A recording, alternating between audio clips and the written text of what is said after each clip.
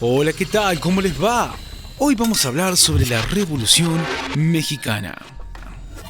Bueno, decir que la Revolución Mexicana fue un conflicto armado que tuvo lugar en México a principios del siglo XX. Supuso el cambio económico, social y político más importante que ha sufrido el país americano en el siglo XX. El movimiento fue popular y con ideología antilafundista, antiimperialista y duró aproximadamente 10 años. También debemos decir y debemos agregar que durante la Revolución Mexicana uno de los mandatos más importantes fue el de Lázaro Cárdenas, puesto que tuvo gran repercusión económica para el país, además de fomentar la distribución de tierras y los derechos de los trabajadores, y también realizó la expropiación de yacimientos petrolíferos.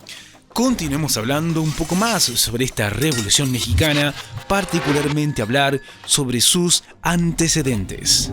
Bueno, decir que desde la independencia, en 1821, la cuestión de la tierra estaba presente en los conflictos sociales en México. En la segunda mitad del siglo XIX, la mayor parte de los indígenas ya había sido expropiada de sus tierras. Además, estos no fueron incorporados como ciudadanos. También decir que en 1876, con el derrocamiento del gobierno liberal de Sebastián Tejeda por el levantamiento militar de Porfirio Díaz, la gran propiedad agraria fue reforzada y los campesinos despojados de sus tierras. La pequeña propiedad fue prácticamente eliminada.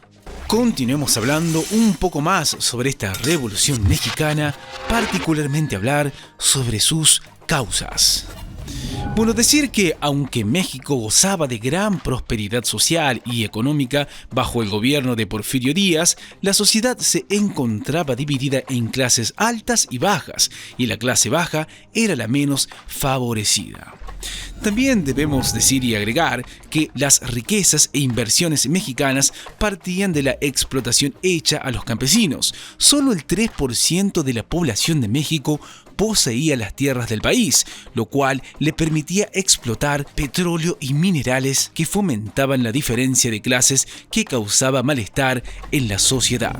Y por último decir que el anuncio de Porfirio Díaz de que no se realizarían elecciones presidenciales libres luego de dejar el mando, estos factores condujeron a que el pueblo y el Partido Democrático se alzaran en contra del gobierno.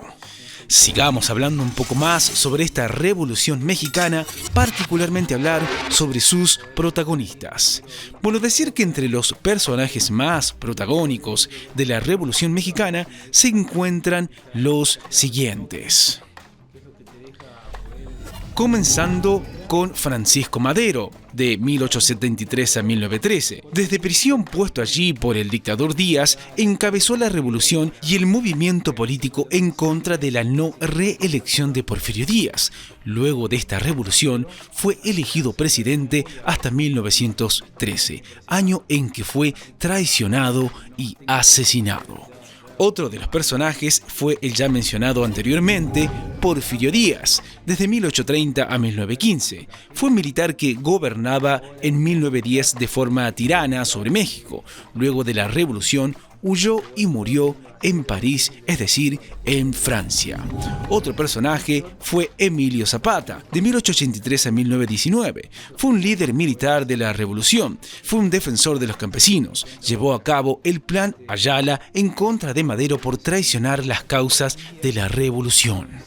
Otro personaje fue Francisco Villa, de 1878 a 1923, líder de la revolución y defensor del pueblo. Su actuación militar fue decisiva para derrotar el régimen de Victoriano Huerta, quien había traicionado a Madero. Y el último personaje que nombraremos es Venustiano Carranza, de 1859 a 1920. Fue un militar clave en la revolución y los periodos posteriores. Fue presidente de México luego de derrotar a Victoriano Huerta. Continuemos hablando un poco más sobre esta Revolución Mexicana, particularmente sobre su desarrollo. Bueno, para comenzar, tenemos que decir que tras la renuncia de Huerta a la presidencia, derivaron diferentes desacuerdos y acuerdos entre los líderes Carranza, Villa y Zapata, por lo que se realizó la Convención de Aguascalientes en noviembre de 1914. También debemos decir que luego, tras varios enfrentamientos armados, protestas y desencuentros por la situación política, económica y social por la que atravesaban los mexicanos y al poner bajo control los movimientos de Villa y Zapata, Carranza llamó a un Congreso Constituyente y fue promulgada la Constitución de 1917, el día 5 de febrero.